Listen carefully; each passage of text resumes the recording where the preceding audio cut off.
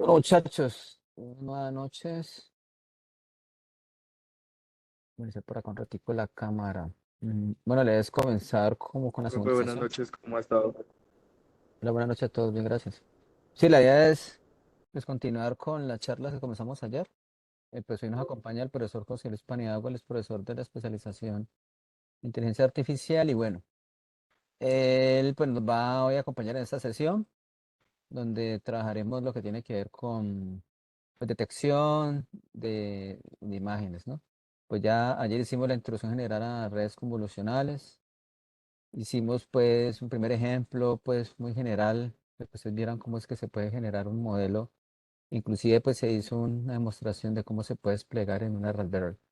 Como les mencioné ayer, pues buscamos es eso, es decir, que esos modelos de inteligencia artificial que nosotros hagamos, es como algo que estamos buscando en las especializaciones que no se queden solamente en el código en Colab, sino que se puedan desplegar en diferentes dispositivos, ¿no? Bueno, entonces, ¿qué vamos a hacer inicialmente? Voy a compartir por el chat el, el link de la asistencia para que lo vayan diligenciando. Igual ahora la idea es que más tarde se seguirá compartiendo. Y bueno, no sé, bueno, yo a José Luis le compartí la carpeta, no sé si José compartió algo ahí o lo comparte después. Bueno, ahí ya, porque ahí eh, ya accedieron a la carpeta. Ayer le compartimos una carpeta, ¿no? Donde colocamos la presentación de ayer, los códigos, ¿listo?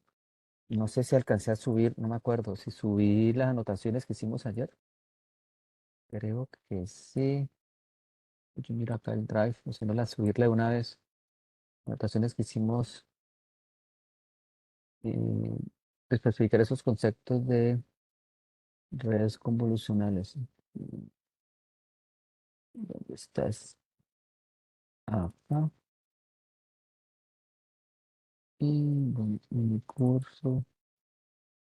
Bueno, voy a subir algo las anotaciones que hicimos ayer. Voy a subir las que les queda en la mano. Bueno, y no, pues José Luis, pues no sé, pues yo creo que ya podemos comenzando para que el tiempo pues rinda, ¿vale?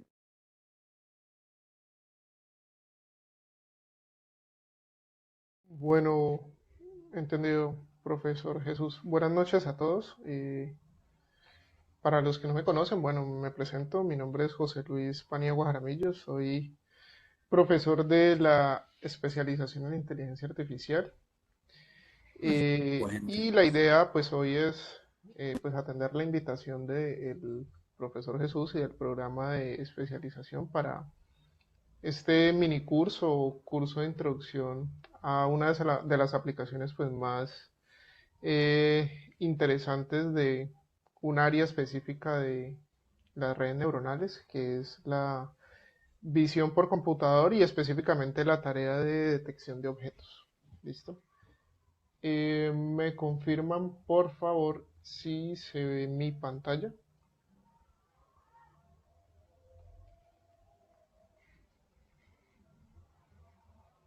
Sí, José, ya empezó a compartirse, sí. Ok,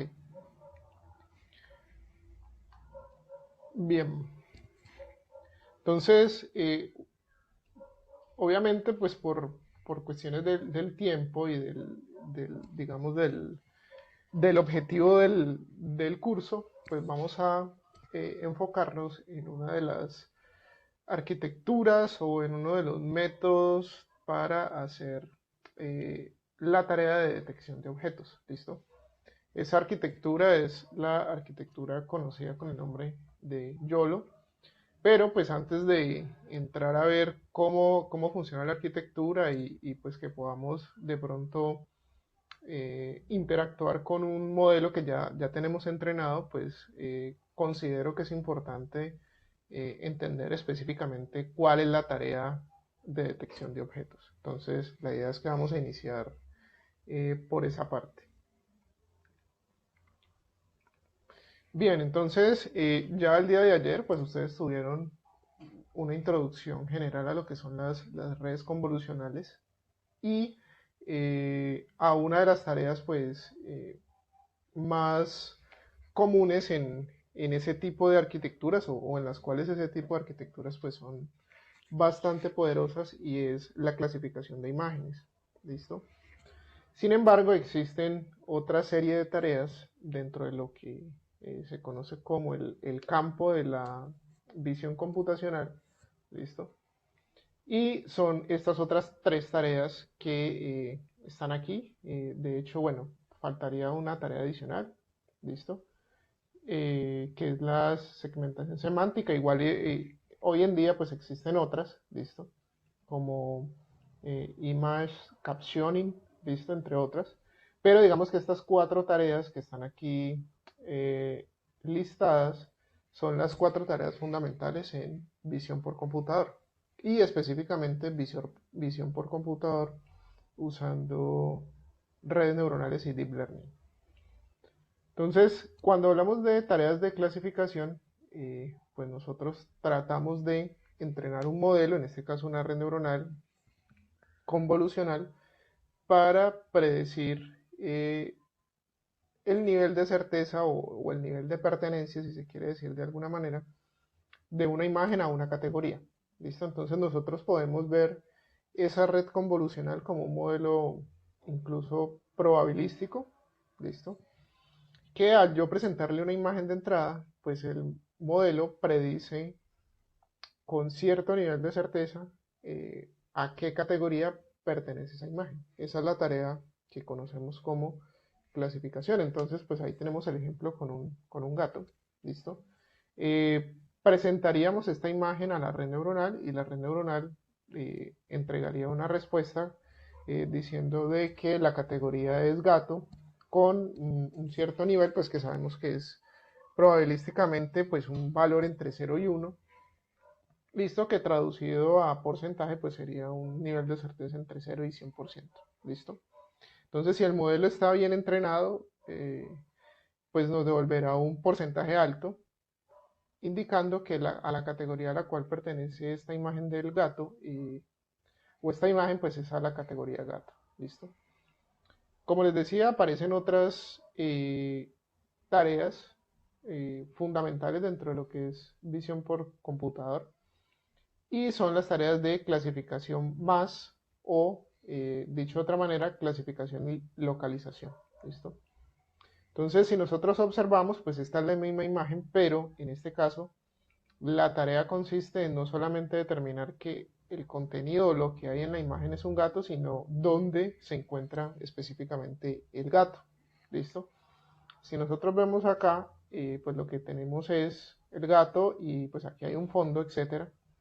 En ese caso, la arquitectura o la red neuronal, pues digamos que no presta atención o no es relevante para ella lo que hay en el fondo, o incluso sería irrelevante si el gato estuviera por acá en una esquina situado o en cualquier parte de la imagen, básicamente.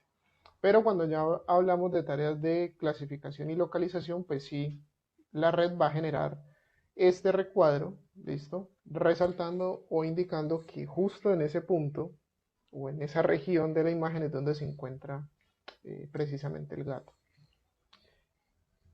¿Qué tienen en particular estas dos tareas? Básicamente que el contenido de la imagen debe estar limitado a un único objeto, ¿listo? Es decir, que este tipo de aplicaciones o este tipo de tareas son susceptibles cuando aparecen más objetos, pueden ser de la misma categoría, es decir, más gatos, o incluso objetos de otra categoría, llámese perros, otro tipo de animales, personas, etc. ¿Listo? Entonces, estas dos tareas se resumen en, digamos, como una categoría en donde el contenido de la imagen o los objetos en la imagen pues son uno solo. ¿Listo? Luego pues están otras tareas que se enfocan ya en imágenes con múltiples objetos. ¿Listo? Como lo son la tarea de detección de objetos, que es en la cual pues, nos vamos a centrar principalmente en la sesión de hoy, y otras tareas como la segmentación de instancia, aparece otra como segmentación semántica, etcétera. ¿Listo? Básicamente, pues la primer gran diferencia entre las tareas que se hacen sobre imágenes con un solo objeto con respecto a las tareas con múltiples objetos, pues es precisamente eso, el número de objetos o la cantidad de objetos que contiene la imagen.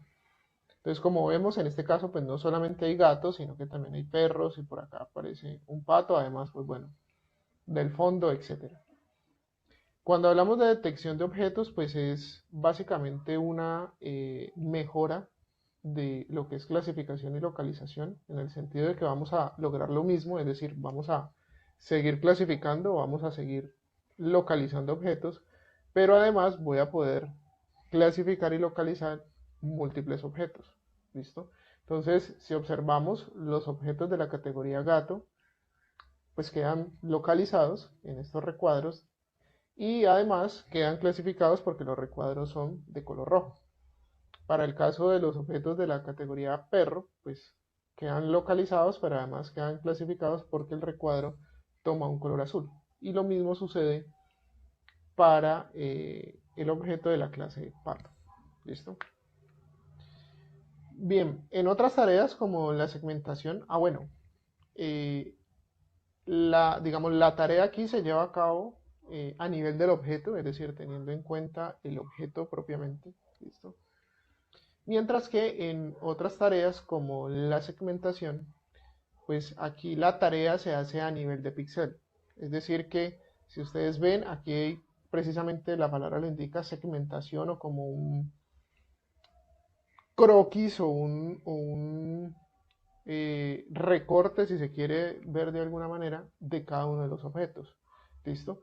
Vemos claramente la diferencia entre detección y segmentación en el sentido que mencionaba ahorita de que la tarea ahora en segmentación se hace a nivel de píxel. Entonces, como vemos acá, pues aquí hay píxeles en la imagen o hay contenido en la imagen que pertenece al fondo, pero que el recuadro de la detección pues lo está marcando como que dentro de esa región de la imagen está situado el gato. En la segmentación, como la tarea se realiza a nivel de píxel, pues lo que se hace es tratar de clasificar cada uno de los píxeles en la imagen, ¿listo? En cada una de las categorías. Es decir, mientras acá yo digo que en esta región se localiza un gato, en esta región se localiza un perro, acá lo que yo estoy diciendo, o lo que el modelo me está diciendo, es que los píxeles que se encuentran en esta región pertenecen a la clase gato, los píxeles que están dentro de esta región pertenecen a la clase pato y los píxeles que están dentro de esta región pertenecen a la clase perro. Y miren que acá no se toman píxeles del fondo o píxeles de esta especie como de balde que hay. ¿Listo? Entonces, de nuevo, son tareas que se hacen a nivel de píxel utilizando o con la capacidad de procesar múltiples objetos en una imagen. ¿Listo?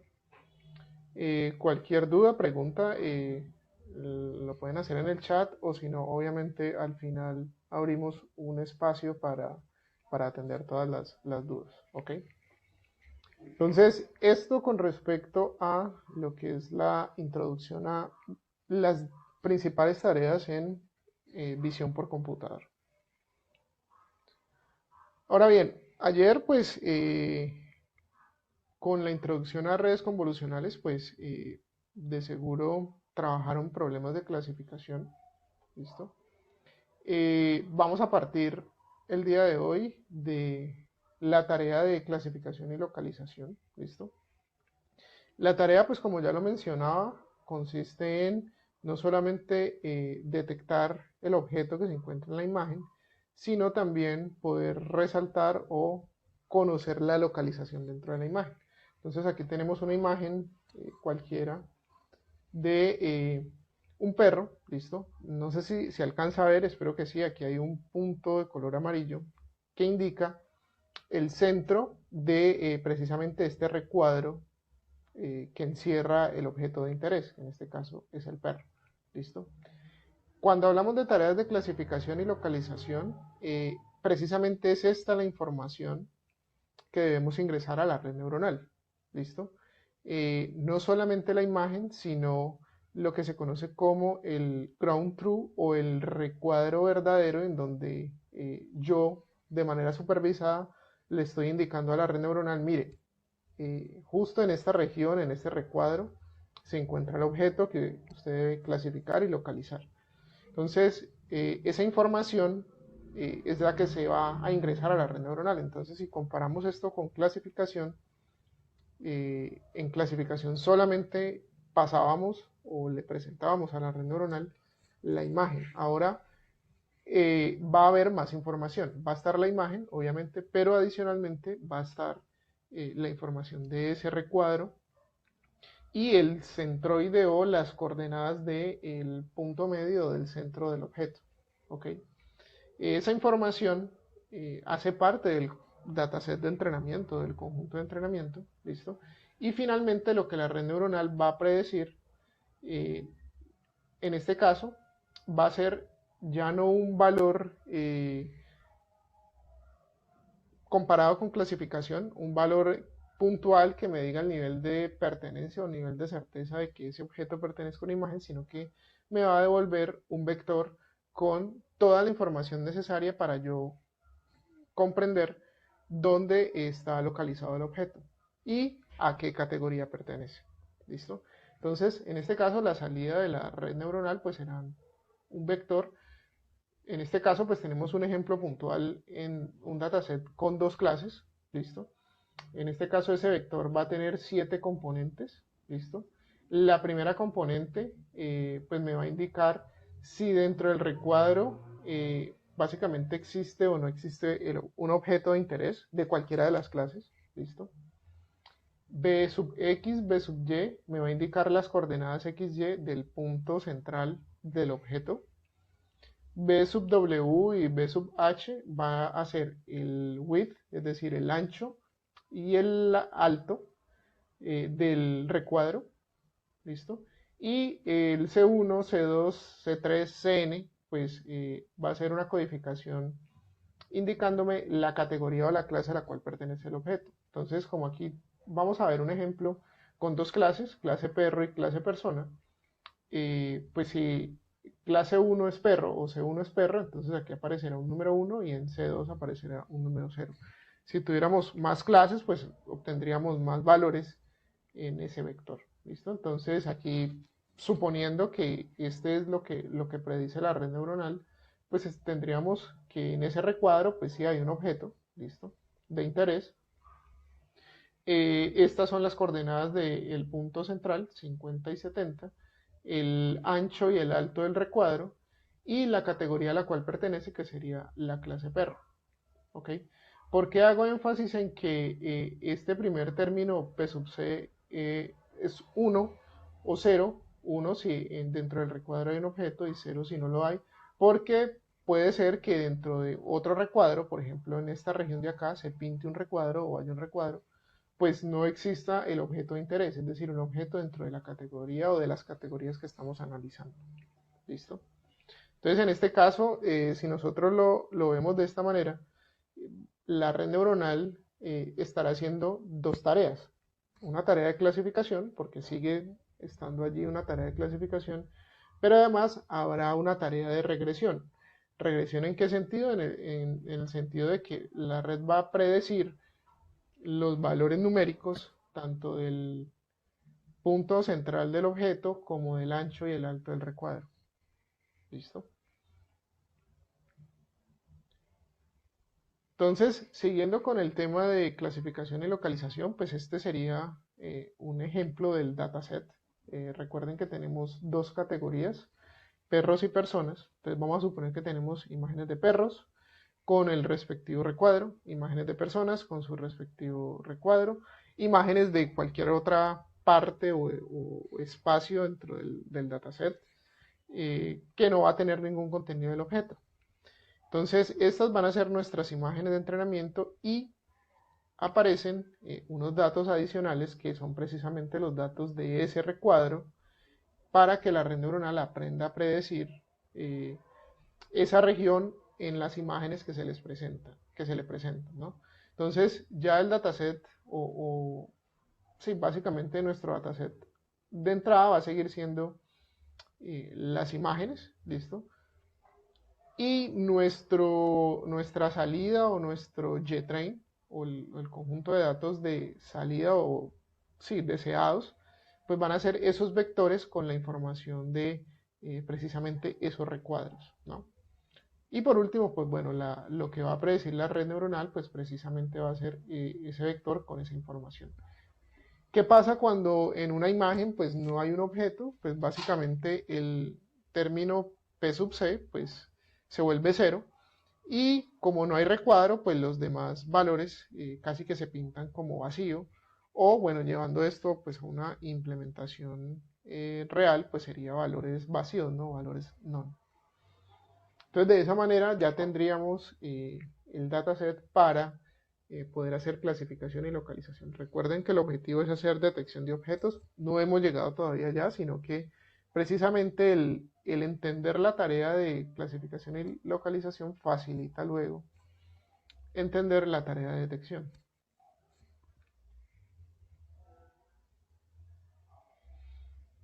Ok, entonces para una vez el modelo o la red neuronal esté entrenada, entonces nosotros obviamente no vamos a presentarle imágenes con esos recuadros, sino imágenes limpias, ¿ok? Y la red neuronal va pues, a devolverme la misma imagen, ¿listo? Pero resaltando la localización del objeto. Y además pues voy a tener pues a disposición el vector con esa información, ¿listo? Entonces, bueno, por acá tendríamos el centro de la categoría, o del objeto, perdón, las coordenadas 25, 57, el ancho y el alto del recuadro y la categoría a la cual pertenece, que es la categoría perro. ¿Ok?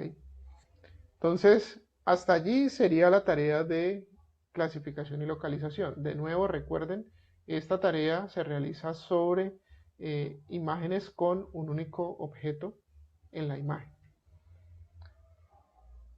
Entonces, ahora viene la pregunta.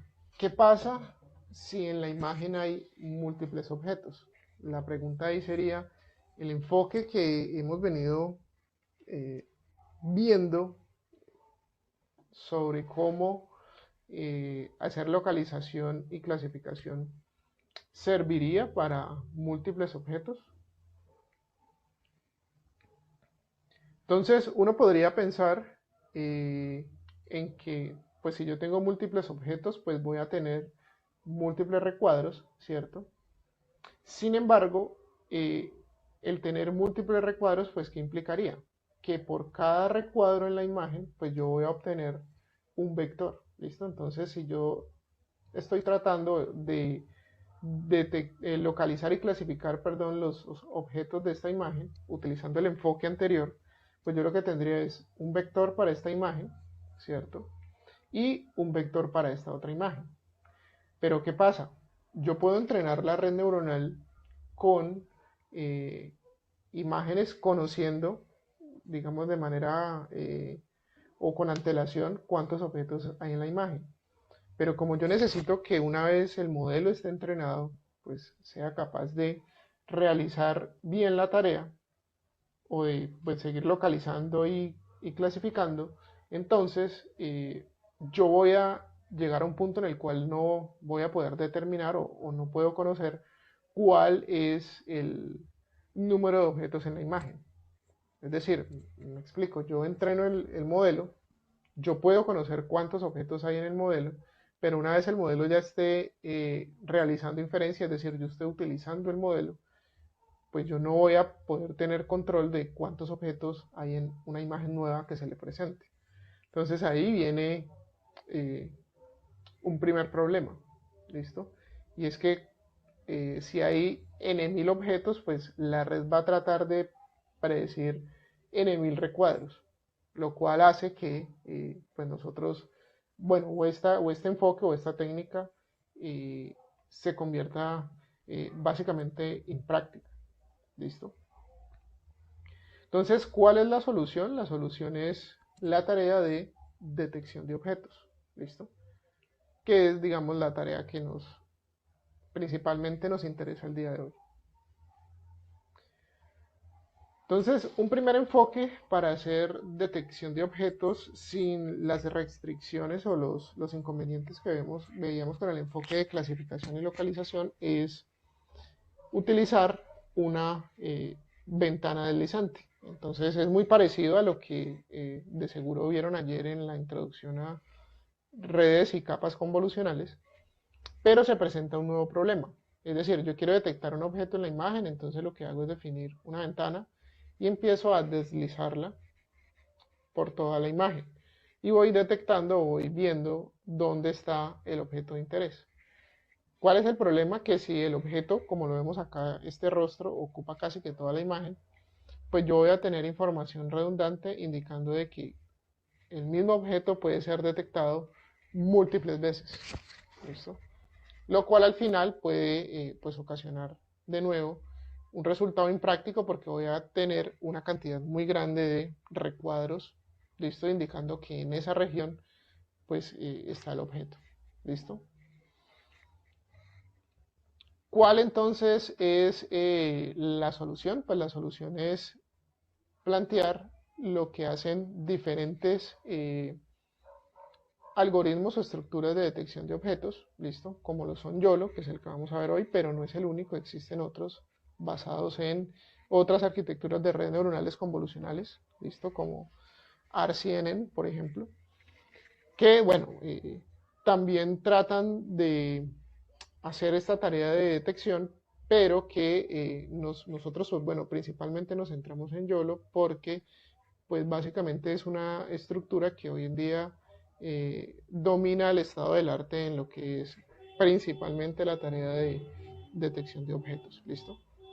Entonces, la solución es ese tipo de arquitecturas. Vamos a ver entonces cómo funciona YOLO. Vamos a tratar de hacer todo el recorrido o seguir todo el flujo de trabajo de cómo lograr entrenar una arquitectura YOLO para detección. Entonces, en ese orden de ideas, lo primero que tenemos que tener en cuenta es la construcción del dataset. ¿Listo? Entonces, como veníamos viendo, en la tarea de localización y más clasificación, pues yo necesito tener un dataset no solamente compuesto por imágenes, sino compuesto por la información de esos recuadros que me marcan o me resaltan el objeto en la imagen. Lo mismo pues va a suceder en detección de objetos, es decir, es importante tener la imagen más la información adicional de esos recuadros. Entonces, dependiendo de la arquitectura de detección de objetos de Deep Learning que estemos utilizando, pues yo debo utilizar cierto formato específico para crear el dataset. Digamos que ese proceso se conoce como el proceso de etiquetado de las imágenes o anotación de las imágenes o anotado de las imágenes, lo cual consiste pues precisamente en tomar todas las imágenes originales, generar los recuadros reales o lo que se llama el ground truth, generar las coordenadas eh, de los centros de los objetos, el alto, el ancho de los recuadros, y con esa información armar el conjunto de entrenamiento completo para ahora sí entrenar la arquitectura de red. ¿Listo? Ese es el primer paso dentro del flujo de trabajo, la construcción del dataset.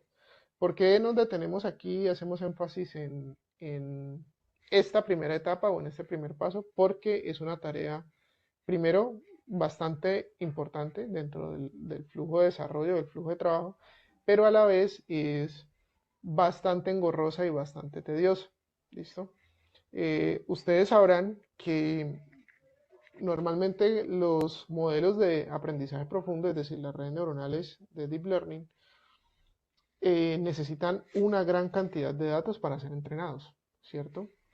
Entonces, si nosotros trasladamos esto pues a una aplicación de imágenes, pues quiere decir que nosotros vamos a tener o necesitaríamos muchas imágenes para entrenar el modelo.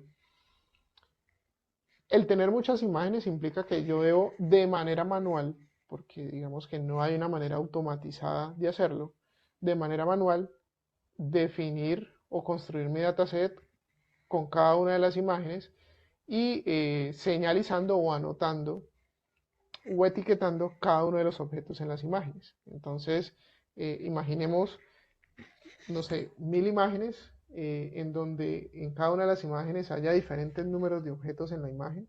Entonces, el trabajo se convierte en una tarea bastante demandante en cuanto a tiempo, porque realmente, pues, difícil no es, ¿listo?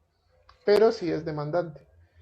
Entonces, dado esto, pues es importante tener claro que si estamos trabajando en una aplicación real, etcétera, pues existen incluso empresas dedicadas única y exclusivamente a hacer esta tarea de etiquetado de imágenes. ¿Listo? Amazon, por ejemplo, ofrece un servicio. Bueno, no sé si realmente todavía esté activo, pero sé que Amazon ofrece un servicio de etiquetado de imágenes. O existen comunidades o plataformas de crowdsourcing que también permiten realizar esta tarea. Para aplicaciones, digamos, un poco de mediana y baja escala, pues básicamente ese trabajo lo tenemos que hacer de manera manual. ¿Listo? Dependiendo de la arquitectura de detección que estemos utilizando, pues debemos utilizar un formato de anotación de imágenes o un formato de construcción del dataset específico. Para el caso de YOLO, YOLO utiliza el formato Pascal BOC, ¿listo? Y pues ese formato lo determinan básicamente las mismas herramientas o aplicaciones que nos permiten a nosotros hacer ese etiquetado de imágenes. Entonces, las que ustedes ven acá, pues son solamente algunas. Algunas son incluso plataformas, perdón, herramientas ya en línea y otras pues son pues, aplicaciones de escritorio que pues se deben instalar, etcétera. En el caso por ejemplo, Label Image, que es la que está aquí, que es una de las, digamos, de las aplicaciones más populares, pues es una aplicación que se debe instalar sobre Python, corre tanto para Windows como para Linux y Mac, listo, digamos que ahí no hay restricción. Están otras, listo, hay otras como RoboFlow, etcétera. Está BGG Image Annotator y está esta última que se llama Make Sense AI, listo. De hecho, por acá yo tengo abierta la página que es gratuita. Obviamente hay otra serie de herramientas pagas, ¿cierto? Pero esta, por ejemplo, es gratuita y tiene una ventaja, es que es online, ¿listo? Entonces, pues simplemente tenemos que tener una conexión a internet, nuestras imágenes, podemos hacer acá, subir las imágenes, voy a hacer así una prueba muy, muy rápida para que entendamos. El proceso es similar, sin importar digamos, la arquitectura o el formato para el cual estamos construyendo el dataset. Básicamente el proceso es el mismo. ¿Listo? Voy a ver si tengo por acá una imagen de prueba, la subimos y miramos cómo es el proceso. Entonces aquí podemos hacer la subida. Entonces aquí nos pregunta qué tarea queremos realizar. Image Recognition es el mismo clasificación de imágenes. Y detección de objetos, pues es la tarea que nos interesa. Le damos aquí en detección de objetos. Bueno, aquí él nos dice que podemos crear una lista de etiquetas o de labels, es decir, las categorías, o podemos cargarlo desde un archivo en donde ya tengamos esos labels. Es sobre todo para imágenes con mucha o con una alta cantidad de objetos en las imágenes. ¿Listo? Entonces, vamos aquí al más, agregamos un label cualquiera, pues va a ser una imagen de perros el que cargamos allí y le damos iniciar proyecto. Entonces aquí ya tenemos los perros de la imagen, pues aquí incluso podríamos tener dos categorías que son perros y raqueta, por ejemplo. Entonces yo voy a, por ejemplo, enmarcar este primer objeto, listo. Obviamente tratamos de abarcar todo el objeto, listo. Y una vez ya hemos definido el recuadro o el bounding box, pues bounding box es en inglés, seleccionamos el label y pues acá está el label doc y ya él lo pone de un color. Si queremos adicionar otro label, pues lo que podemos hacer es acá en labels,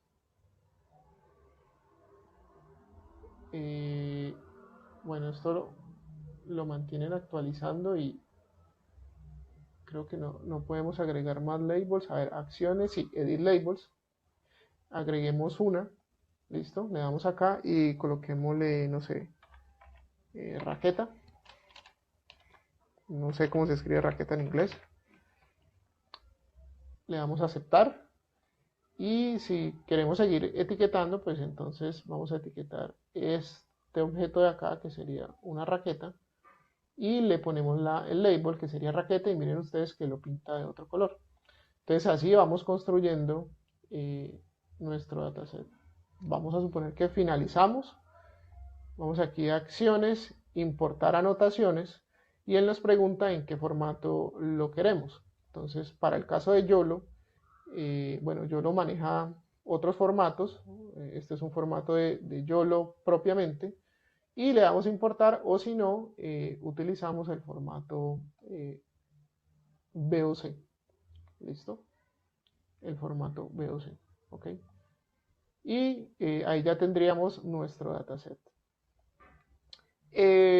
Cosas interesantes pues de esta herramienta es que si nosotros ya tenemos unas anotaciones hechas y queremos hacer más, pues las podemos exportar, perdón, las podemos importar, listo, y podemos seguir anotando. Digamos que es una de las ventajas de este tipo de herramientas, pero el proceso es similar para cualquiera de esas herramientas que están allí mencionadas o cualquier otra que ustedes conozcan. Entonces, ese es el primer paso dentro del flujo de trabajo o del flujo de desarrollo de un algoritmo para detección de objetos. Una vez hemos, esto es un video, listo, ya lo vemos. Una vez pues tenemos el dataset construido, entonces vamos directamente a la arquitectura.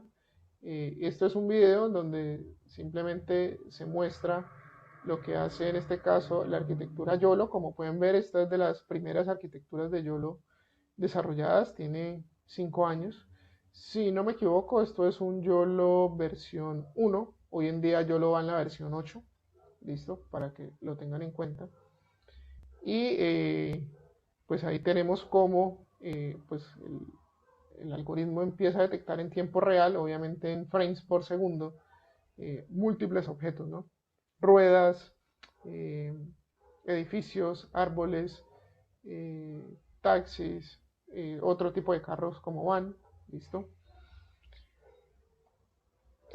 Bueno, más adelante lo vamos a ver, pero digamos que esta es una de las principales aplicaciones que hoy en día vemos en cosas como los vehículos autónomos. Aquí están personas, ¿listo?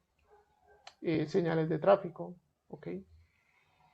Entonces, eso es lo que podríamos o podemos hacer con esas arquitecturas de detección, sobre todo hacer detección de objetos en tiempo real. Entonces, ¿qué significa YOLO? Es You Only Look Once o Once, listo. Y básicamente es como tú solamente ves una vez. ¿Por qué? Si nosotros retomamos lo que veíamos acá, pues vamos a tener el problema de que si utilizamos una especie de ventana deslizante o vamos mirando las diferentes regiones de la imagen, pues vamos a detectar múltiples veces el mismo objeto. Entonces, YOLO, a partir de, digamos, ese problema o ese reto, pues se plantea de esta forma. Yo solamente, o tú solamente ves una vez. ¿Cómo lo hace entonces? De nuevo vamos a tener que tener un dataset con los bounding box o los recuadros, ¿listo? De nuevo digamos la notación es la misma que en el caso de localización y clasificación. Entonces tenemos el primer término que es 1 si el objeto se encuentra dentro del recuadro. las coordenadas del centro o del punto central del objeto, el ancho y el alto del recuadro, y por último la categoría a la cual pertenece el objeto. ¿Listo? Eso es lo primero, hasta ahí nada nuevo. Lo otro que debemos tener en cuenta es que YOLO, o la arquitectura YOLO, se basa en una medida o una métrica que es lo que se conoce como el IOU o Intersection Over Union. ¿Listo? Y básicamente es que como nosotros vamos a tener el dataset anotado, es decir, el dataset o las imágenes originales con estos recuadros, pues este va a ser nuestra referencia o nuestro ground truth. Y cuando la arquitectura detecta el objeto, pues ese recuadro que detecta o que pinta la arquitectura no necesariamente va a encajar perfectamente con el recuadro original que nosotros marcamos o definimos al momento de construir el dataset. Esa medida básicamente es una medida de qué tanto encaja o qué tanto se solapa en este caso el recuadro que predice la red neuronal con respecto al recuadro o al bounding box original. ¿Listo? Esa medida pues básicamente es la intersección entre los dos recuadros sobre la unión de los dos recuadros. ¿Listo? Obviamente todo trabajado desde el punto de vista del área, es decir, básicamente el área de la intersección dividido el área de la unión. ¿Listo? Y de esa manera pues se tiene una medida que permite determinar si el recuadro que está pintando la red neuronal, pues ese es adecuado o no, o si básicamente la red neuronal está prediciendo bien, en este caso, la localización del objeto. ¿Listo? Ojo, por un lado va la localización del objeto y por otro lado va la clasificación, es decir, la categoría a la cual pertenece el objeto. ¿Listo? Porque se puede dar ese escenario. Es decir, se puede dar el escenario en el cual aquí aparezca un recuadro muy bien definido, pero en vez de decir perro diga carro o diga bicicleta. ¿Listo? Entonces, básicamente la red predice dos cosas. Por un lado, predice o trata una regresión, trata de predecir variables continuas que son el centro del objeto, la altura y el ancho del recuadro. ¿Listo? Y por otra parte, trata de predecir la categoría o la clasificación, la categoría a la cual pertenece el objeto. ¿Listo? Ok. Entonces, ahora sí, ¿cómo trabaja la arquitectura YOLO? Pues como vimos, a diferencia de tener esa ventana deslizante, lo que se hace ahorita es coger la imagen original y dividirla en secciones más pequeñas, es decir, en una grilla o cuadrícula como la que vemos nosotros acá. ¿Listo?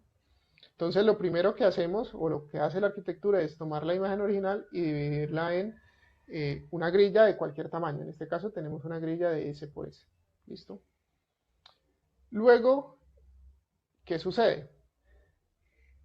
En cada una de las posiciones o en cada una de las celdas de la grilla, ¿listo? Se calcula o se trata de predecir el bounding box o el recuadro del objeto.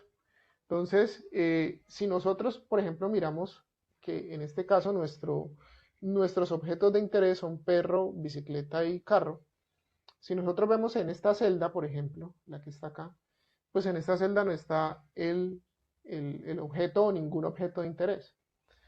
Por lo cual, el vector resultante o lo que estaría prediciendo la red, pues sería en la primera posición, recuerden, aquí está, solamente que de manera horizontal, pues aquí sería 0 porque no hay ningún objeto en la celda.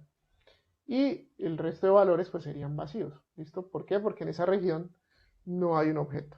¿Ok?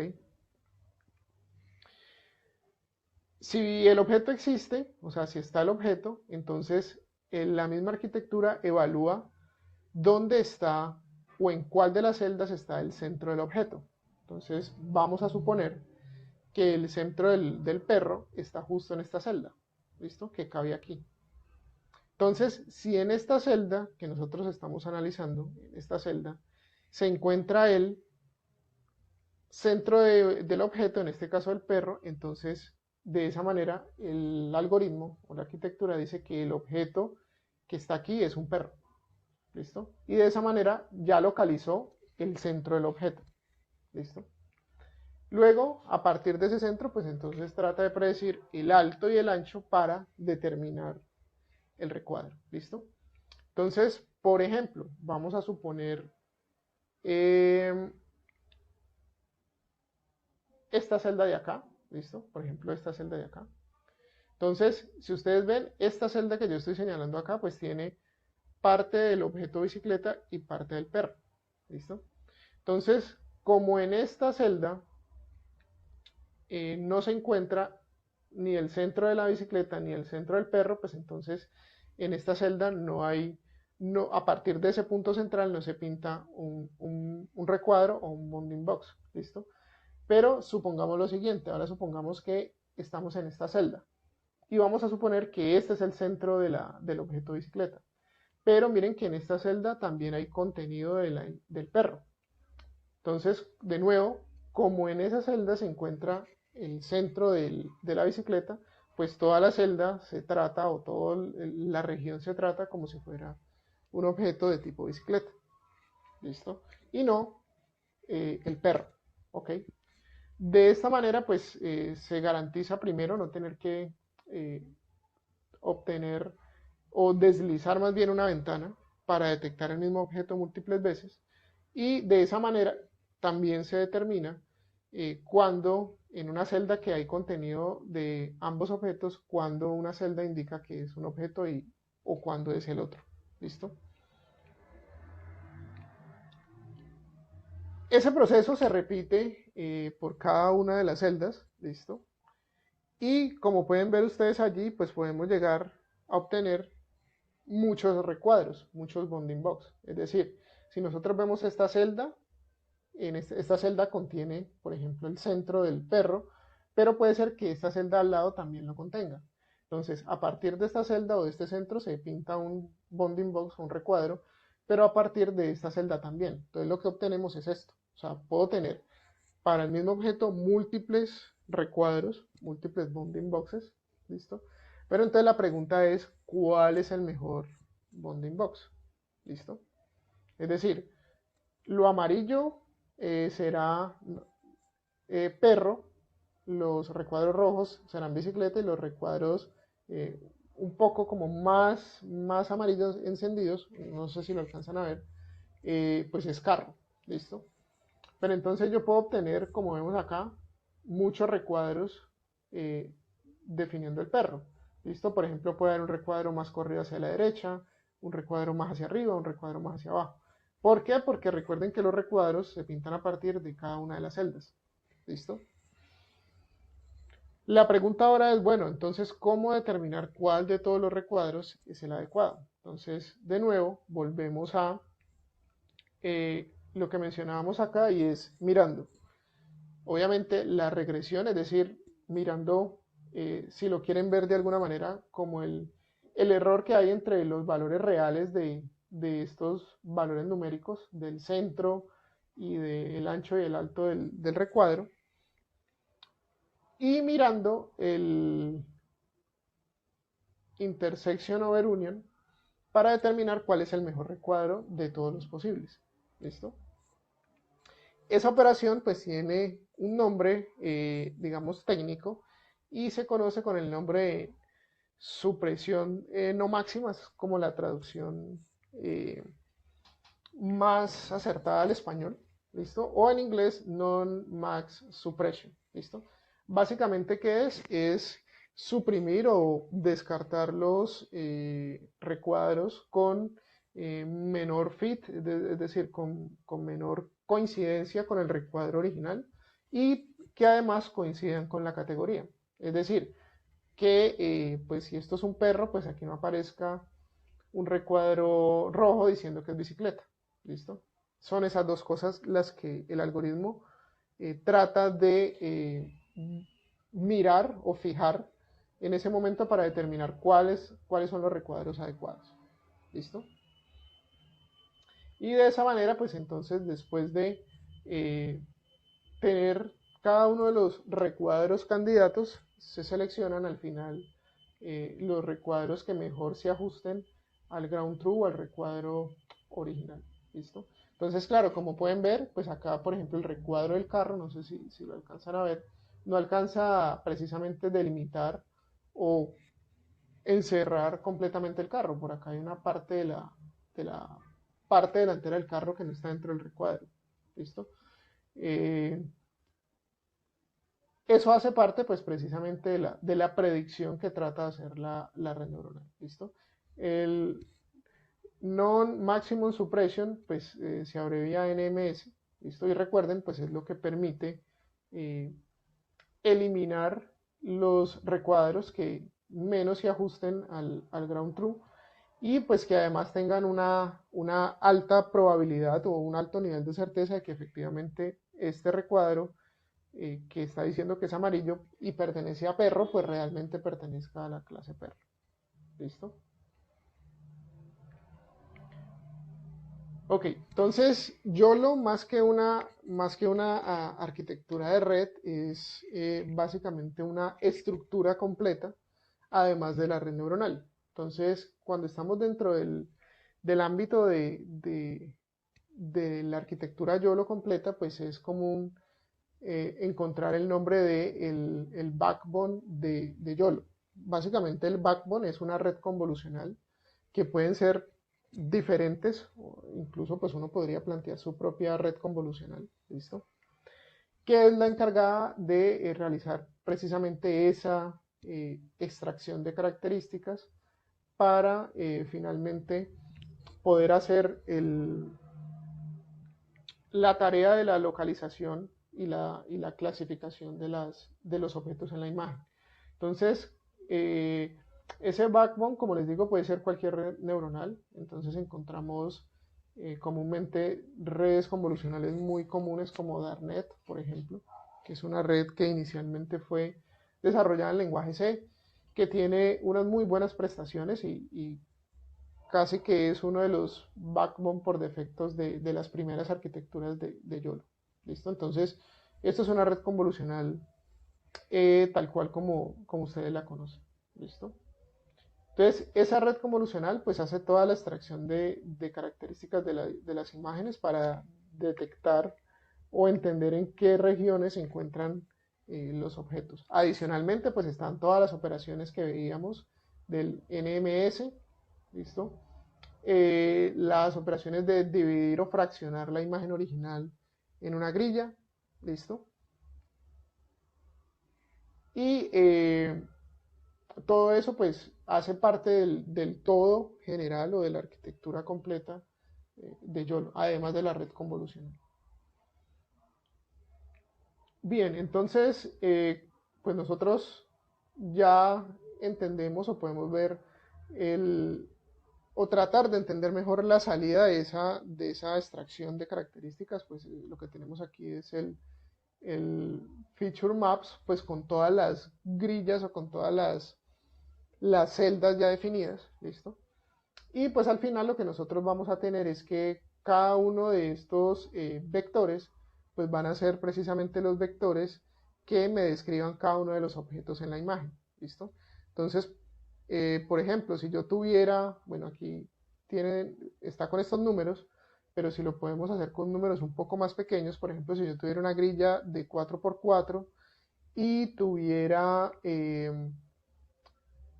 dos, bueno, 4x4 podría ser. Bueno, aquí sería 13x13. Entonces yo tendría 13 grillas en las filas, 13 grillas en las columnas, 13x13. Por cada una de las grillas yo voy a obtener un vector, ¿listo? En donde va a tener esas coordenadas, ¿listo? Obviamente acá este ejemplo estaba para muchas más clases, pero recordemos que en su forma básica pues va a tener estas 7 componentes, ¿listo? Entonces, yo por cada grilla voy a tener un vector, ¿listo? Tratando de describir las coordenadas del recuadro y de la posición del objeto dentro de esa celda o dentro de esa posición en la grilla. Entonces, con números más bajitos, si yo tuviera, por ejemplo, grillas de 4x4, pues yo tendría 4x4 por 7, ¿listo? Porque recuerden que cada una de las celdas o de las grillas me va a indicar supuestamente si hay o no un objeto dentro de la grilla. Y el 7 es porque pues son 7 valores los que se estarían prediciendo, que es las coordenadas del centro, el alto, el ancho, si el objeto está en la imagen o no, en la celda o no, perdón, y las categorías o la categoría a la cual pertenece. ¿Listo? Entonces, a partir de esa convolución, entonces cada una de las partes en el feature map o en la convolución, pues van a ser pasados a través de el resto de la arquitectura, ¿listo? Para poder determinar justo, si ustedes alcanzan a mirar los colores, esto es como un mapa de calor, de hecho uno puede utilizar cosas como GradCam, que es, digamos, una forma de visualizar redes convolucionales o las activaciones de los filtros en redes convolucionales.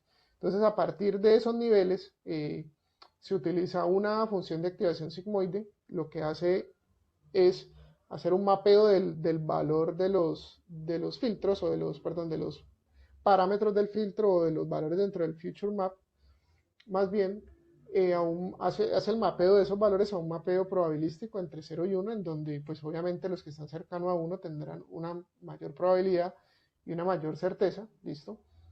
Aparece entonces todos los bounding box disponibles o los que son candidatos, ¿listo?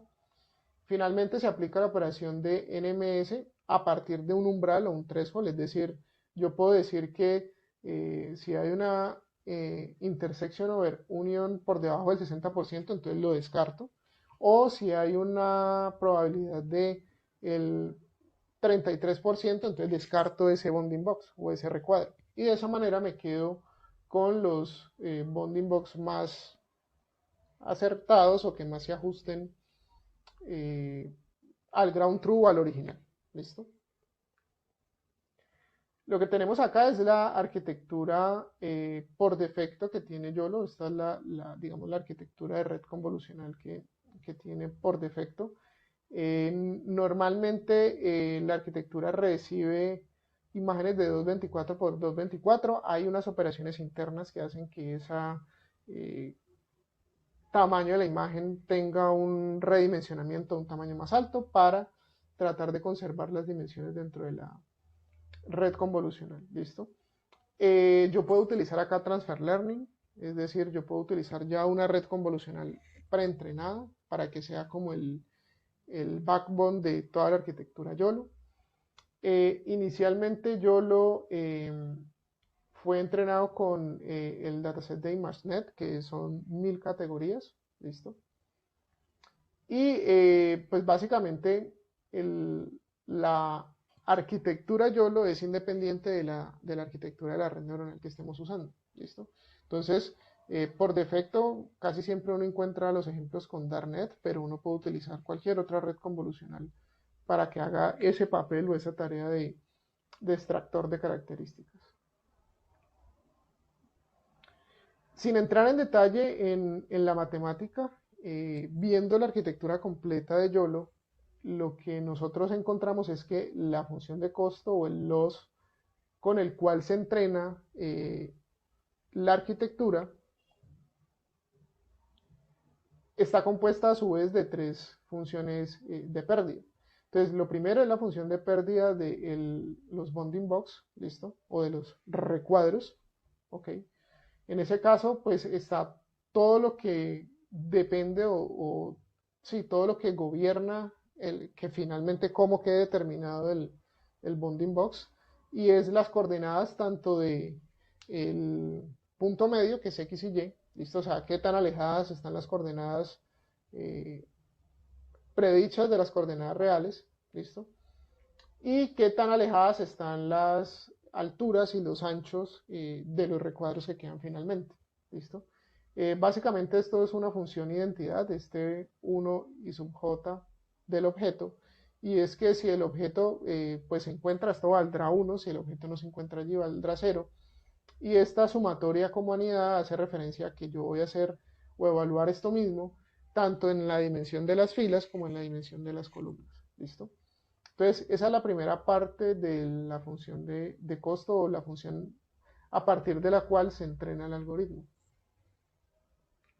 La otra es la función como de confianza, es decir, qué nivel de confianza o qué nivel de certeza hay de que efectivamente el objeto pertenezca a la clase adecuada.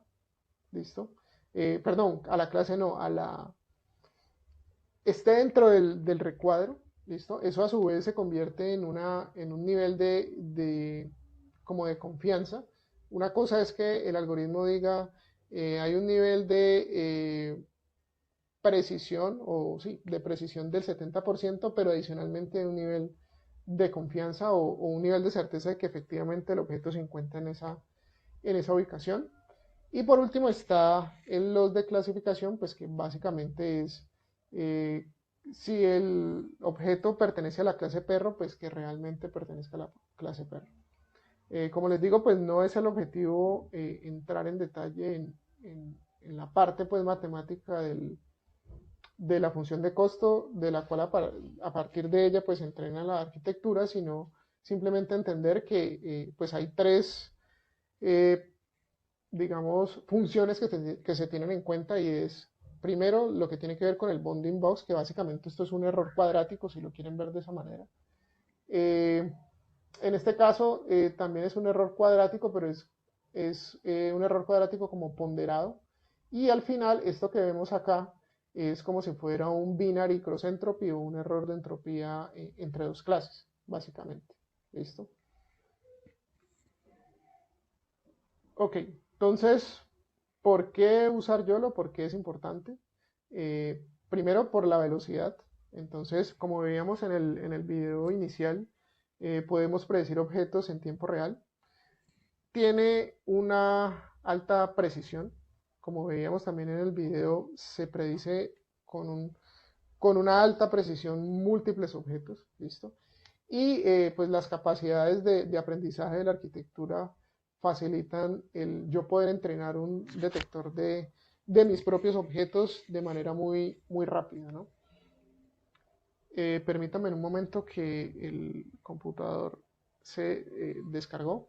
Voy a conectarlo y ya regreso en un momento. ¿Listo?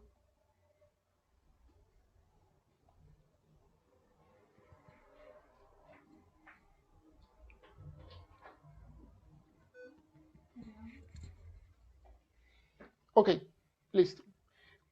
Bien, esas digamos que son las principales ventajas de este tipo de arquitecturas, en este caso pues YOLO. Hoy en día pues hay muchas mejoras, como les digo, está YOLO versión 8, está YOLO para sistemas embebidos, que espero nos dé el tiempo para mostrar una presentación muy corta de cómo implementar eh, arquitecturas de detección, no necesariamente YOLO, pero como les digo existe la versión para sistema embebido, sino otra, como para ver algo diferente, en una Raspberry. ¿Listo? ¿Qué limitaciones tiene? Pues estas limitaciones se han ido mejorando a través del tiempo. Ahorita al final vemos una línea de tiempo de las diferentes versiones de esa arquitectura que han surgido. En un inicio, pues los inconvenientes era cuando los objetos estaban muy pequeños o tenían muy baja resolución en la imagen. ¿Listo? Pues el que la red pudiera predecir los bounding box o los recuadros de esos objetos tan pequeños, pues era un problema. Y en etapas tempranas, esa arquitectura YOLO pues se caracterizaba por tener una menor precisión si se comparaba con otras arquitecturas de detección de objeto como FAST, RCNN, por ejemplo. Sin embargo, como les digo, hoy en día eso ha evolucionado a una velocidad muy alta, y estas mejoras se han visto pues evidenciadas y resueltas básicamente. Y hoy en día pues YOLO tranquilamente es la arquitectura dominante en el estado del arte de detección de objetos. ¿Qué aplicaciones hay? Pues muchísimas. Una de ellas, pues la mencionaba al inicio, en vehículos autónomos o lo que se conoce como self-driving cars o autonomous driving. Esa, digamos, es una de las áreas de mayor aplicación de los modelos de detección, específicamente de YOLO. En vida silvestre, es decir, para monitorear especies en vía de extinción, etcétera, usando incluso drones, pues eso ha facilitado automatizar ese monitoreo de vida silvestre o de vida salvaje. Y pues en seguridad con, digamos, todo el tema de reconocimiento en aeropuertos, en ciudades inteligentes, etcétera, pues es un, digamos que un nicho o un área en donde se aplica mucho la detección de objetos. ¿Listo? Finalmente, el desarrollo que ha tenido esa arquitectura, pues arrancó por allá en el 2015 con la primera versión, luego salió su versión 2 en el 2016, luego 2018 versión 3, 2019 mediados versión 4. Esta es la versión que está ahí en el notebook que vamos a revisar muy rápidamente. La versión 5 2020 y hoy en día, en el 2023, pues tenemos la versión 8. Eh, estas arquitecturas pues se pueden implementar en diferentes frameworks, ¿listo? Puede ser implementado en TensorFlow, puede ser implementado en PyTorch, ¿listo? Sin embargo, pues sí hay algunas implementaciones de algunas versiones que de un tiempo para acá, sobre todo la versión 5 en adelante, eh, se ha desarrollado principalmente en PyTorch, pero pues finalmente ustedes, los que de pronto manejan la temática, sabrán que pues con el tiempo se puede implementar usando otro framework. ¿Listo? Entonces, algunas de las limitaciones que veíamos en la presentación pues ya han sido resueltas con la evolución de esta arquitectura. Entonces, ¿qué logró el YOLO versión 2 o el YOLO 9000 en su época? Pues fue más rápido. ¿Listo? Esa fue como la principal mejora.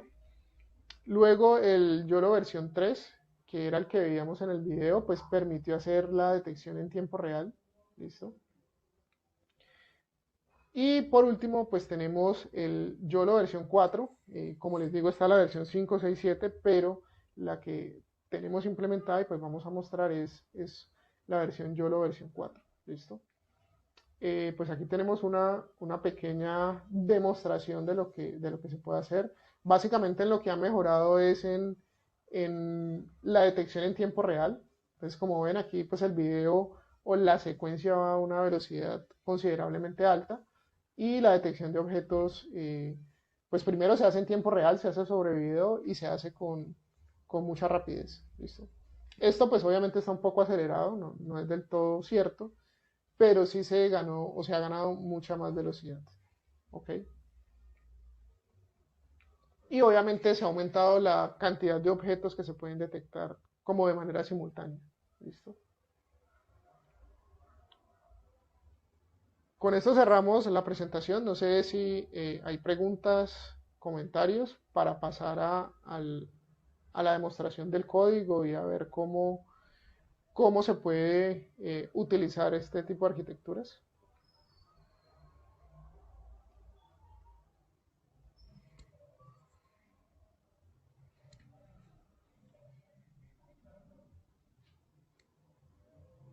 Bueno, voy a revisar por acá el chat.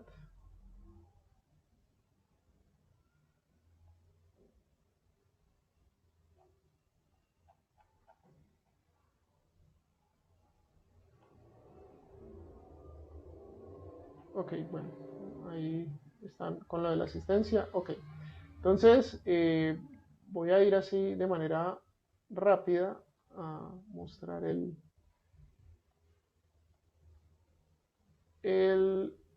bueno, este lo muestro ahorita, espero me dé el tiempo, pero voy a abrir acá el otro collab.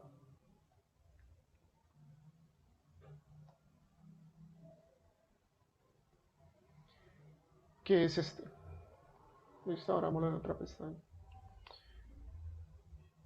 Entonces aquí estamos utilizando YOLO versión 4 con la red neuronal Darnet como backbone.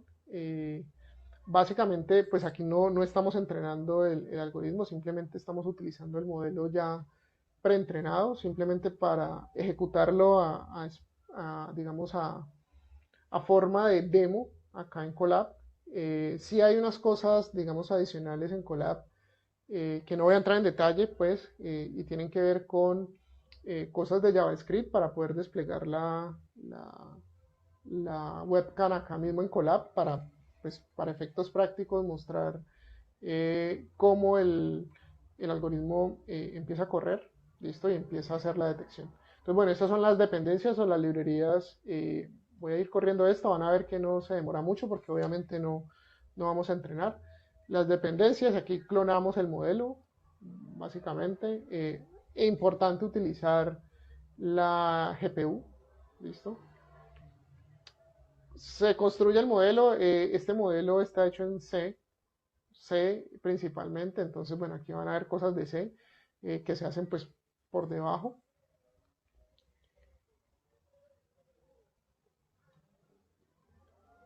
Esa red neuronal que está en C pues se hace como eso es una especie como de envoltura o wrapper para poderla usar acá en Python.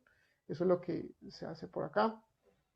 Y ya podemos hacer un ejemplo, esa fue la misma imagen que utilicé como en el ejemplo de las anotaciones, ¿listo? Obviamente el algoritmo ya fue entrenado y dentro de las categorías pues está la categoría perro, la categoría raqueta y la categoría bola de tenis. ¿Listo? Entonces simplemente voy a subir acá, esto ya corrió, no ha terminado de correr. Voy a subir acá la imagen de nuevo y vamos a verlo corriendo, ¿listo?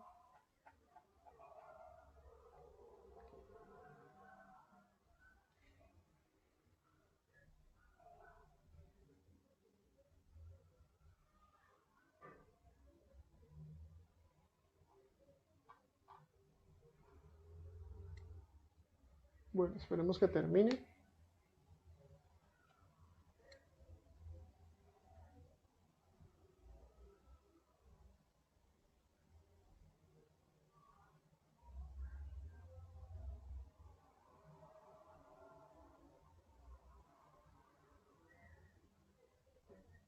Mientras tanto, si hay preguntas, dudas,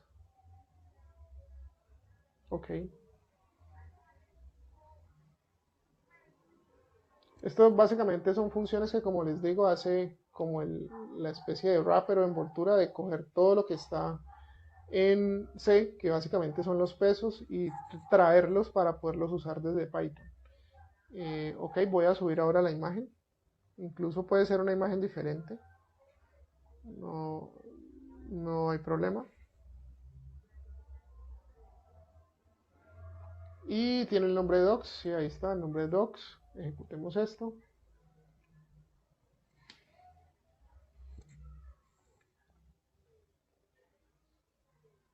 Y bueno, ahí está haciendo la detección. Como ven, la etiqueta o los colores de la etiqueta cambiaron un poco. Bueno, eso hace parte pues del mismo código que está ya implementado. Entonces, por ejemplo, la raqueta de tenis, miren que la detecta bien y el porcentaje es con un 89.85%. ¿Listo? Acá el perro también lo detecta bien, pero no sé si alcanzan a ver, el porcentaje es algo así como el 56%. ¿Listo? Eso con respecto a hacer detección sobre imágenes estáticas, por así decirlo. ¿Listo? Por acá, bueno, estas son las funciones que les comento de JavaScript, etcétera, para poder cargar imágenes usando la webcam. Yo creo que para esto voy a tener que dejar de compartir video en Webex para poder hacerlo acá. Igual ustedes pues van a ver acá lo que va a aparecer, ¿listo? Entonces, ejecutémosla. Y voy a cerrar la cámara.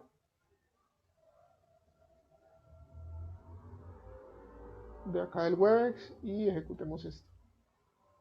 permitir, y bueno, ahí estoy yo.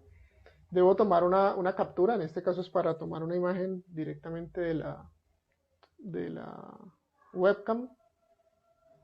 Y ahí inmediatamente miren la rapidez con la cual una vez se sube la imagen, se le pasa la imagen al algoritmo, él hace la detección con un 77% como de accuracy, por así decirlo, si lo quieren ver de esa manera.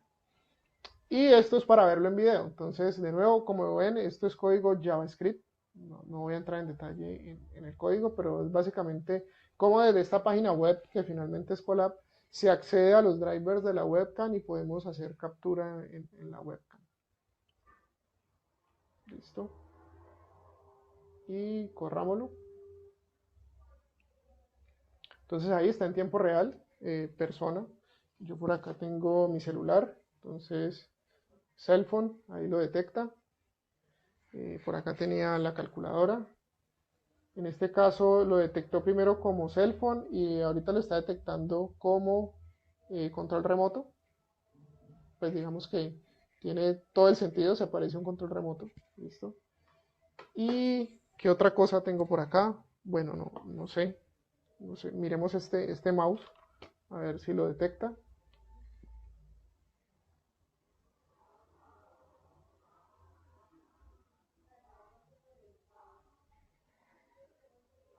Dice frisbee, se equivoca un poco, listo. Ok, pero bueno, el algoritmo allí funciona. Digamos que es una forma de validar que efectivamente el modelo funciona en tiempo real, listo. Y normalmente, pues estos algoritmos son computacionalmente costosos, pesados. Normalmente, pues ya existen redes neuronales backbone preentrenadas, las cuales uno puede hacer transfer learning, etcétera, para detectar objetos muy específicos, ¿listo? Propios. Y bueno, esa es, digamos, la primera demostración que quería presentarles. La otra, pues es muy rápidamente, a mostrar esta presentación, es una presentación muy rápida, y es cómo podemos llevar esos mismos modelos o esas mismas arquitecturas de detección a sistemas embebidos. ¿Listo? Entonces, esto es un ejemplo sobre Raspberry Pi. ¿Listo? Básicamente lo que hay que tener en cuenta con sistemas embebidos es que yo para poder desplegar un modelo en un sistema embebido, yo debo hacer una especie de traducción de ese modelo para poder que sea ejecutado por una arquitectura propia o por el hardware propio de ese sistema embebido. Entonces, normalmente, pues, sistemas como Raspberry, como Jetson, pues son sistemas que si los comparamos con los computadores personales, pues tienen, eh, digamos, menos capacidad de cómputo, aunque una Jetson hoy en día, pues, permite entrenar modelos bastante grandes, por así decirlo, pero lo que debemos seguir es este flujo de trabajo. ¿Listo? Entonces nosotros entrenamos nuestro modelo en frameworks como TensorFlow, por ejemplo. Convertimos el modelo a una versión que se llama TensorFlow Lite, que es la versión que permite que sistemas embebidos puedan ejecutar estos modelos de Deep Learning. O tenemos la opción de ejecutar o llevar estos modelos a celulares o dispositivos móviles como tablets, o simplemente a microcontroladores tipo Arduino, por ejemplo. ¿Listo? Una vez ya tenemos el modelo traducido y optimizado para esa arquitectura hardware, pues podemos desplegarlo y ya empezar a hacer inferencias. ¿Listo?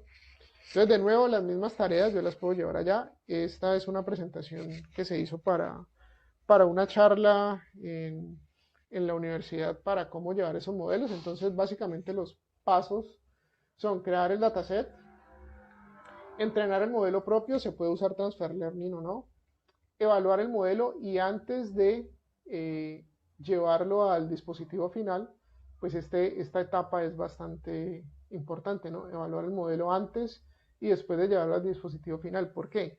Porque en ese paso de traducir el modelo, del modelo, digamos, original al modelo final, en ese paso normalmente se pierde precisión del modelo. Es decir, si el modelo original tenía, por decir algún 94%, es posible que al hacer la traducción a la arquitectura, pues se pierda una precisión que puede ser, por ejemplo, al 87%, por decir algo. ¿Listo? Por último, pues entonces ahí se despliega el modelo, en este caso en una Raspberry. ¿Listo? Entonces, lo mismo, el primer paso es crear el dataset con las anotaciones. Y plataformas como TensorFlow, por ejemplo, tienen unos módulos que facilitan mucho el proceso de desarrollo de modelos que van a ser llevados precisamente a sistemas embebidos.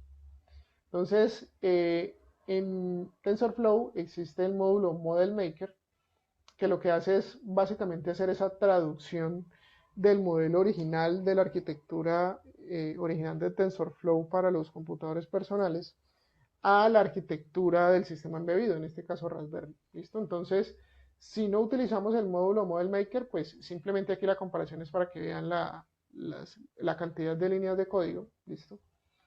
Pero con el Model Maker, pues básicamente son 4 pasos, 4 líneas de código. ¿Listo? Una vez yo ya tengo el modelo en la versión traducida o en el formato acorde para el sistema embebido, pues yo ya lo puedo utilizar directamente allá. ¿Listo? Bueno, aquí es evaluar el modelo, aquí hay muchas métricas para evaluar el modelo, las mismas que se conocen en clasificación, precisión, recall, pero aparece, aparte del intersection over union, aparece el average precision y el mean average precision, ¿listo? Que en este caso, pues, son las métricas que a hoy se utilizan más para evaluar qué tan buenos son los modelos de detección. Es decir, que si bien existe el intersection over union,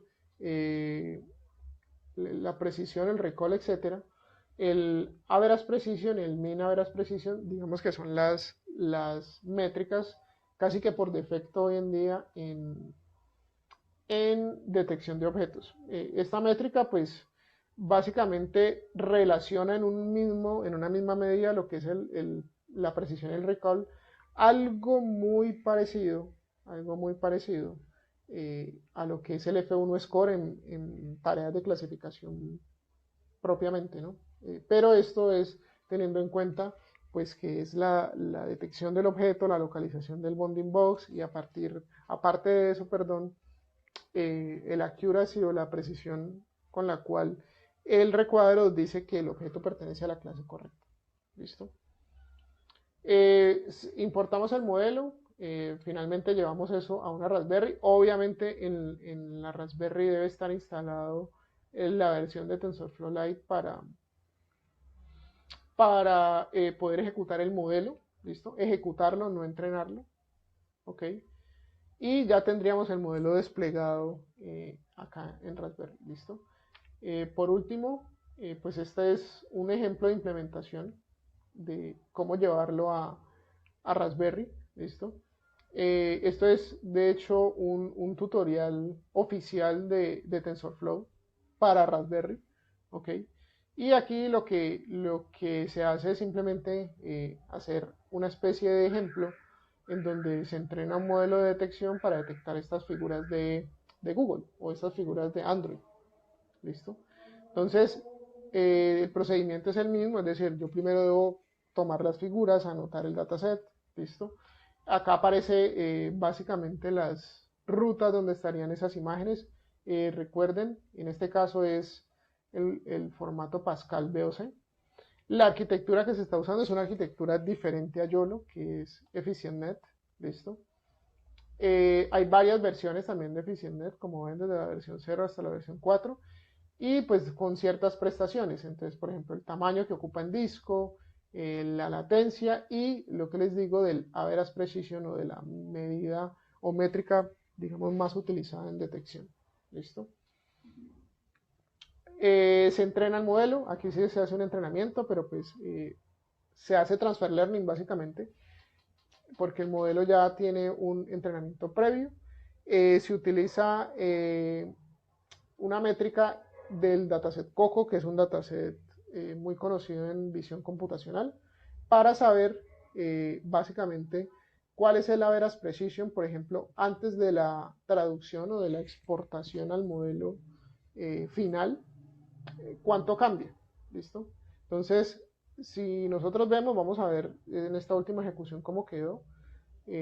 Una veras precision de 0.73, aquí hacemos la exportación, es decir, aquí ya vamos a hacer la traducción, y miren que la veras precision pasó de 0.73 a un 0.72, casi que no se perdió mucha precisión. Básicamente esa pérdida se debe a que el modelo se traduce de una arquitectura de 64 bits, por ejemplo, que son las computadoras personales, a una arquitectura de 32 bits, por ejemplo, que es Raspberry. Hoy en día las Raspberry 4 son de 32 bits. Entonces, ¿qué significa eso? Claro, que las variables, es decir, por ejemplo, los valores de los pesos de la red neuronal, que antes estaban en formato de 64 bits, es decir, tenían una precisión muy amplia en cuanto a coma flotante, etcétera, podía almacenar muchos más valores en 64 bits, ahorita van a ser reducidos a 32 bits. Entonces, eso si nosotros lo vemos o nos lo imaginamos en detalle, en cada una de las operaciones que debe hacer la red neuronal, pues se pierde precisión en esos cálculos, ¿listo? Y por eso, una vez traducido el modelo, pues es normal que la calidad del modelo se vea afectada. Ok. Bueno, aquí se hace el test, entonces se sube esta imagen y ahí está la detección que hace, en este caso, el modelo. Y lo mismo si tuviéramos una Raspberry con una cámara instalada y el modelo corriendo en la Raspberry, pues podemos hacer la detección. ¿Listo? Bien, eso era lo que pues tenía preparado para la charla de hoy. Voy a abrir el espacio para las preguntas.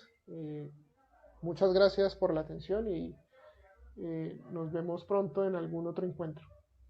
Voy a mirar el chat si hay algo de preguntas.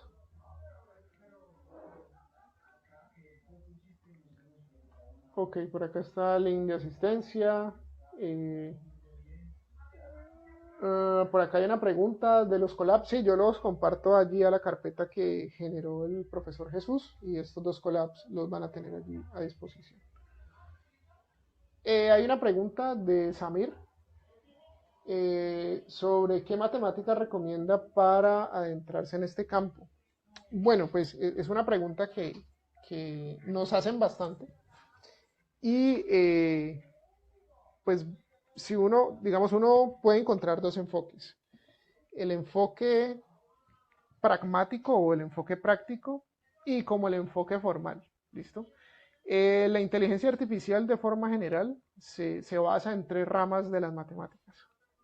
El álgebra lineal, que es lo que se conoce como el álgebra de los datos, porque los datasets, etcétera, los conjuntos de datos se representan como matrices y uno a partir de una matriz pues puede extraer cierta información relevante como el determinante, los autovalores, autovectores, etcétera, y eso pues incluso ayudan o facilitan el diseño de algoritmos, por ejemplo, como un PCA, una reducción de dimensionalidad, etcétera. Esa es la primera rama. La segunda rama es el cálculo diferencial, es decir, todo lo que tiene que ver con derivadas y específicamente lo que tiene que ver con optimización.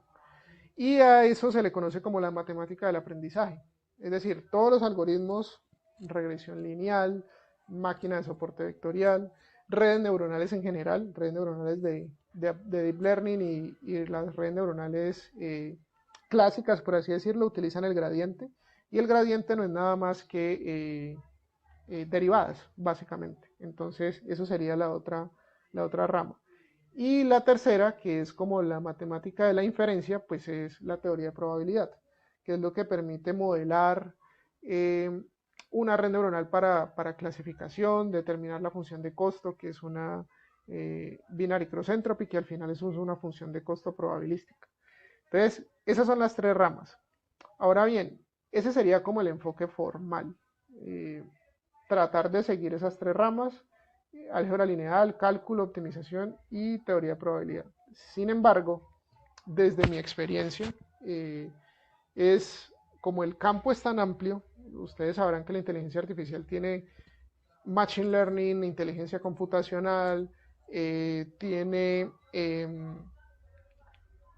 redes neuronales aparte hoy en día del deep learning, pues la cantidad de temas y la cantidad de conceptos que se deben manejar pues es bastante abrumador, bastante amplio. Entonces, la recomendación del enfoque pragmático es, si te enfocas en Machine Learning, entonces a medida de que estés dentro de Machine Learning y específicamente los algoritmos que vas a trabajar, entonces ir aprendiendo los conceptos matemáticos en los cuales se basan esos algoritmos. Si te vas a enfocar en redes neuronales y Deep Learning, entonces, bueno, ahí es muy importante teoría, probabilidad y cálculo, ¿listo? También van a haber cosas de álgebra lineal, pero es muy importante entender el concepto de gradiente, entender cómo se entrena una red neuronal a partir del backpropagation, y eso todo es principalmente cálculo diferencial. Pero entonces esa es como la conclusión, dependiendo de la rama, del enfoque y del algoritmo, tratar de ir viendo los conceptos matemáticos que se requieren para ese algoritmo. Pero fundamentalmente serían esas tres ramas: álgebra lineal, cálculo y optimización, y teoría de probabilidad. ¿Listo? Gracias ahí a Samir por la pregunta.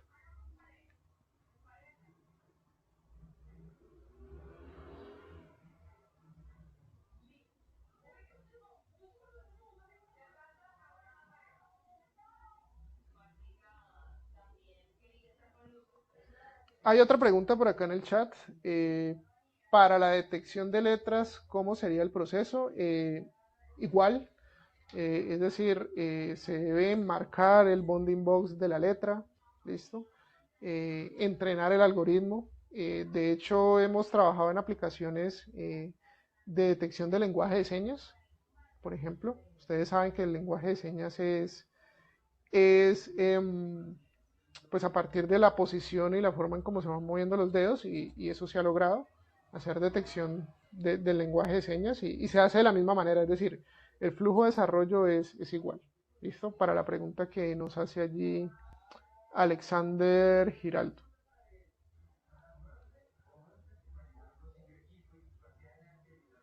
Por acá nos hace otra pregunta Erika.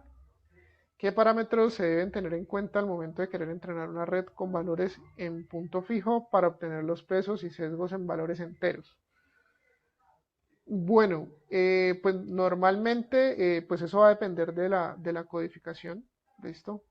Pues normalmente por defecto frameworks como TensorFlow, como PyTorch, pues manejan los tipos de datos Float 32, Float 64. ¿Listo? Plataformas como Arduino pues utilizan eh, Float 16, int de 8 bits. ¿Listo? En ese caso, pues básicamente digamos, los parámetros serían casi que el hardware disponible que tienes. Por ejemplo, desde mi experiencia, yo una vez trabajé con un dataset supremamente grande. Cada sample, cada fila, o mejor dicho, cada dato de entrenamiento del dataset era un tensor de una fila, 200.000 columnas y 4 de profundidad, si se quiere. Era un tensor de esa forma, más el lote o el batch, que eso hace que aparezca otra dimensión allí. Y la RAM de Google Colab, porque en esa época estábamos trabajando en Google Colab, se consumía. Entonces, lo que consideramos allí como parámetro, o lo que tuvimos en cuenta para evitar que la RAM se consumiera, era bajar el tipo de dato del tensor, es decir, del arreglo que almacenaba los datos. Afortunadamente eran datos de unos y ceros, porque eran cadenas de secuencias genéticas. Entonces eso se codifica con números binarios, con ceros y unos. Entonces lo que hicimos fue pasar de float 64 a un entero de 8 bits, y con eso solucionamos pues el problema del recurso de hardware. No sé si en esa dirección iba la pregunta que hacía Erika Castañeda.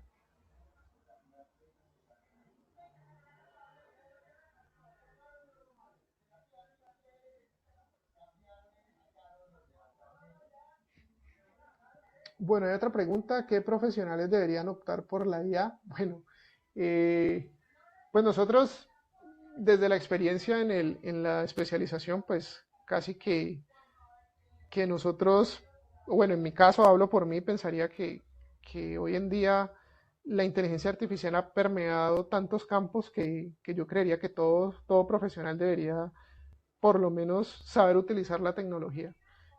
Conozco casos de abogados que utilizan inteligencia artificial, se han interesado por estudiar inteligencia artificial. En la especialización hemos tenido estudiantes médicos, hemos tenido ingenieros, hemos tenido personas que trabajan en el ámbito de los negocios. O sea que desde mi opinión, y como les digo, es una opinión muy personal, pues yo creería que todos deberían por lo menos saber manejar la tecnología. Otra pregunta por acá de Juan Camilo Rodríguez. ¿Cómo crees que un publicista podría implementar la IA en sus publicaciones? Bueno, depende, ¿no? Por ejemplo, para todo el tema del diseño, hoy en día pues los modelos generativos estilo Stable Diffusion, etcétera, permiten tener como una asistencia, eh, sí, como un asistente para ciertos diseños o ciertas, ¿cómo se dice? Productos publicitarios. Eso por un lado. Ahora bien, para la construcción del contenido, por ejemplo, no sé, un guión, etcétera, pues bueno, con todo lo que se ha significado hoy el chat GPT y estas herramientas como BERT, etcétera, pues ahí ya entra a jugar algo un poco más desde el punto de vista ético. Sin embargo, pues creo que es una tecnología que si bien uno la utiliza y la utiliza bien, pues puede potenciar el desempeño en las diferentes profesiones y la publicidad pues no es ajena a eso. Veía un caso en estos días de alguien que estaba tratando de estudiar otro idioma y utilizaba simplemente ChatGPT como un partner para interactuar y mejorar su idioma. Creo que, digamos, eso es una muy buena alternativa o un muy buen uso de esa herramienta. Entonces, yo creo que va más por allí, ¿listo? Pero para, digamos, viéndolo por el lado bueno, en el caso de publicistas, pues para crear guiones podría ser una forma. Y para crear, pues bueno, se me escapa el nombre, no sé, gráficas, esquemas publicitarios, etcétera, llamativos con estos modelos de generación de imágenes como Stable Diffusion, pues podría ser una alternativa. ¿Listo?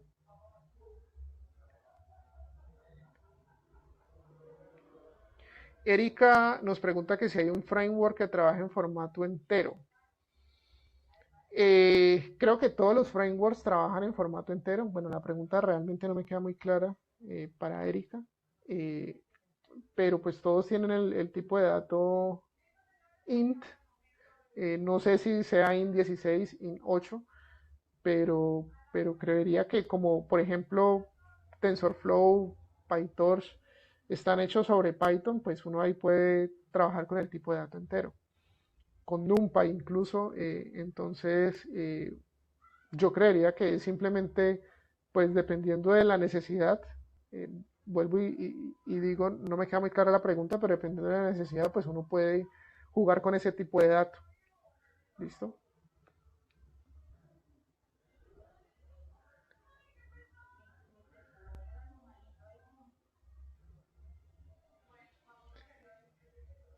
Luis nos pregunta, Luis Mesa, que qué cosas se deben tener en cuenta si se quiere implementar una CNN en una FPGA utilizando, bueno, el lenguaje de descripción de hardware. Digamos que eso es una tendencia, pues que ya lleva un tiempo, sin embargo es nueva, porque pues los que están familiarizados con el mundo del hardware, pues sabrán que una FPGA es un dispositivo en donde el procesamiento se hace mucho más rápido que en un microcontrolador o en un microprocesador. A tener en cuenta, pues bueno, las limitantes propias del mismo hardware de la FPGA. Y pues para mí algo clave allí sería la concurrencia. es decir, los que manejan el tema de lenguaje de descripción de hardware, saben que en un código o en un script de Python el código se ejecuta de manera secuencial, mientras que en una FPGA eso se ejecuta de manera concurrente, es decir, al tiempo. Entonces, en ese caso, pues sería tener en cuenta eso para poder hacer, me explico, el feed forward o la propagación hacia adelante de los valores de la red desde la entrada hasta la salida. Eso por un lado. Y lo otro eh, tiene que ver con, pues bueno, la traducción al código que se debe hacer. ¿Listo? Pues yo no soy experto en lenguaje de descripción de hardware, pero de lo que recuerdo que alguna vez trabajé, pues uno puede el mismo if, else o los mismos ciclos for, las mismas sumas incluso, pues las puede realizar en ese lenguaje. Entonces, si uno hace como la analogía entre lo que finalmente hace una red neuronal, que son multiplicaciones y sumas, porque realmente cuando se hace el feed forward en una red neuronal, pues son multiplicaciones y sumas. Si hablamos de redes convolucionales específicamente, pues es multiplicación y suma. Al final una multiplicación se vuelve una suma, ¿listo? Entonces yo podría hacer todo en términos de suma y poder implementarlo en ese lenguaje de descripción de hardware. Sé que hay una familia de estas tarjetas o de estos dispositivos que es la familia de Xilinx, que ha desarrollado mucho, o digamos, es donde se encuentra como más documentación, ejemplos de implementación de redes neuronales en estos dispositivos, pero básicamente serían esas dos cosas a tener en cuenta. Bueno, aquí hay otra pregunta de Samir de cuál es el contenido de la especialización, duración y costo. Pues creo que esto te lo puede responder de mejor manera el profesor Jesús López, que es el director de la especialización. Sin embargo, en la página oficial de la universidad está el programa académico, especialización en inteligencia artificial. ¿Listo? Y ahí puedes encontrar la información eh, actualizada y un poco más en detalle. La duración son un año, si no me equivoco. Son 2 semestres, pero cada semestre se divide a su vez en 2 periodos de 8 semanas cada uno. ¿Listo? Y se trabaja de esa manera. ¿Listo? Hay obviamente unas materias selectivas, hay unas materias obligatorias. Se trabajan por bloques de 8 semanas, obviamente es intensivo. Está la modalidad híbrida, que es un horario de clase establecido. Normalmente son 6 horas a la semana por curso, dependiendo de la cantidad de créditos del curso. Y pues vas a tener clase tanto presencial como virtual en ese horario establecido. ¿Listo? Esta otra alternativa, que es la modalidad virtual, que esa digamos que tiene unas ciertas diferencias, pero bueno, no quiero entrar en detalle en esos temas que digamos que el profesor Jesús es quien te puede orientar mejor en ese sentido. ¿Listo? Bien, creo que esas eran todas las preguntas. De nuevo, muchas gracias por la atención, por interesarse en este mini curso y en el programa de especialización en inteligencia artificial. Eh, Alejandro, adelante, levantaste la mano. No, profe, fue sin querer. Gracias. Ah, ok. Eh, Erika nos hace otra pregunta.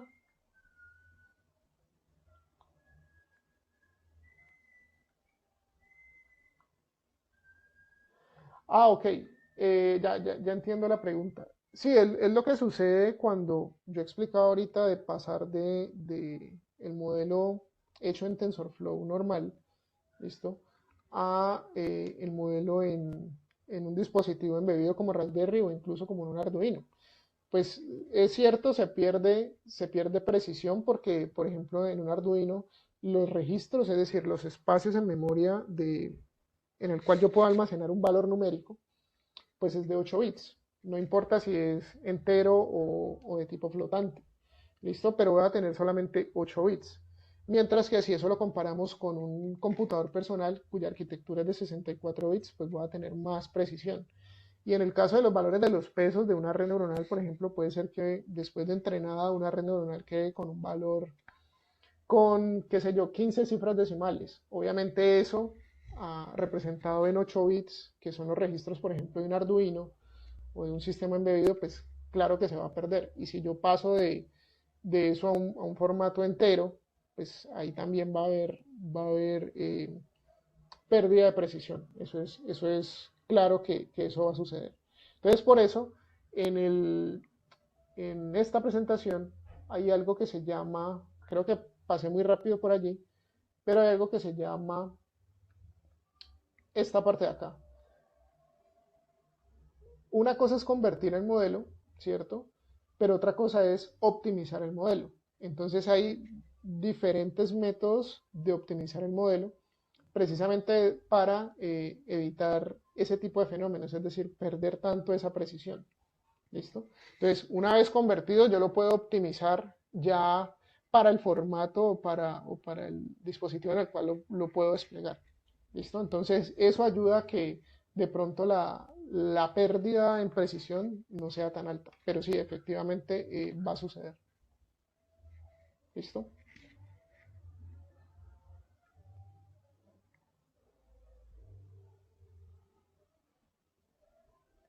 Bueno, no sé, si no hay más preguntas, comentarios, muchas gracias. Que esté muy bien, hasta una próxima oportunidad.